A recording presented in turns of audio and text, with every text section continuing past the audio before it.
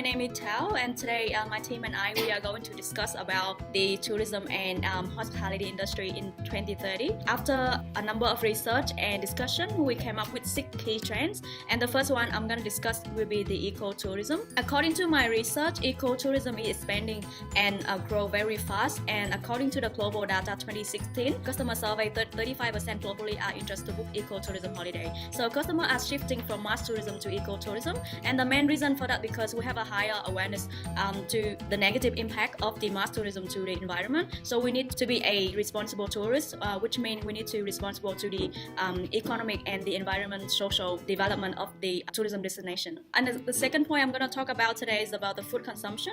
So we are become more healthier in our diet.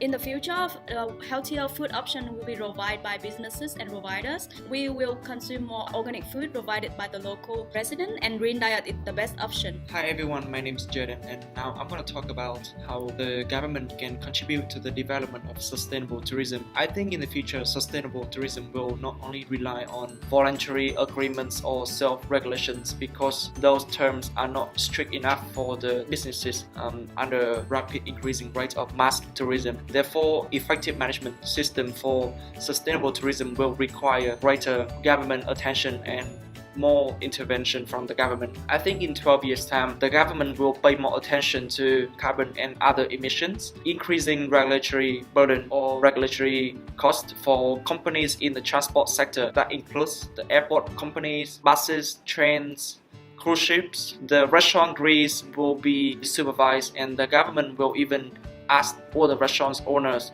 to eliminate or recycle the restaurant grease, and the exhaust from old cruise ships on the ocean will be more controlled. Renewable energy will be encouraged to use more. This second part that the government will intervene will be in the competition between home sharing platforms such as Airbnb, Couchsurfing, and conventional accommodation providers, because at the moment Airbnb hosts are normally the everyday people who are running hotels out of their residential buildings, and for the most part they are not subject to taxes on commercial properties.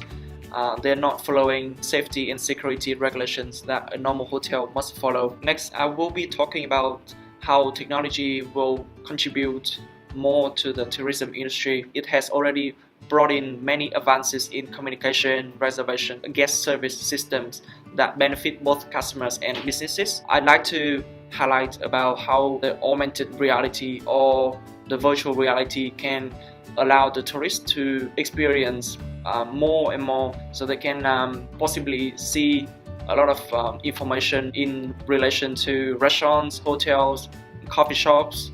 So nowadays they are only using augmented reality for like games, but in the future there will be a lot of opportunity for this technology to enhance the experience of customers. Hello everyone, today I will talk about local government should manage the number of the accommodation, because during the event many hotel roll and mushroom because they want to satisfy the number of the tourists come to that local area. They will give a lot of money for the owner of the hotel and taxes for the local government, but the end of the event they will lost the money and also damage the environment.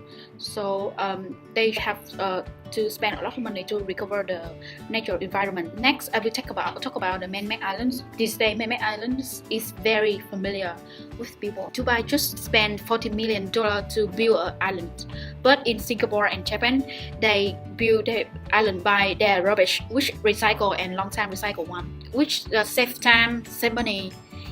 And use that money to build the bus to grow the business in that island. Also develop the tourism and use that money to educate the people how the important the nature is.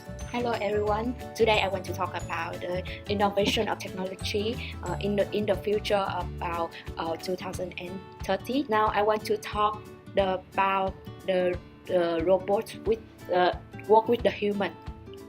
In the future, we can see almost the hotel in the world. The robot will work friendly and professionally like the human in the future. Today I want to talk about the advantage and the advantage of the robots. Work it will be easier for everyone, and the organization can reduce the employment. So and the robot that it have the standard quality of the product and service, so they can produce the same quality. When we use the robot, they can make more profit for the saving to payment the way for the employment in the future. So next one I want to talk about the advantage of the robots is the easy damage. The organization cannot organize which one the damage, and it can be delayed more. And the robot cannot solve the problem because they intelligent, but the human more intelligent than the robot. So they can, the human can solve the problem more effective more than the robot. And the important thing, when the robot working at the tourism at the hotel in the tourism industry, so they can reduce the traditional survival of each country in the world. Nowadays we have Sophia, the first robot citizen in the world. Today we have a special gift for you. Welcome, brother Sophia. Hi Sophia, brother, how are you? I feel really good, thank you, Linda. Watch out, human! I will steal your jobs in the future.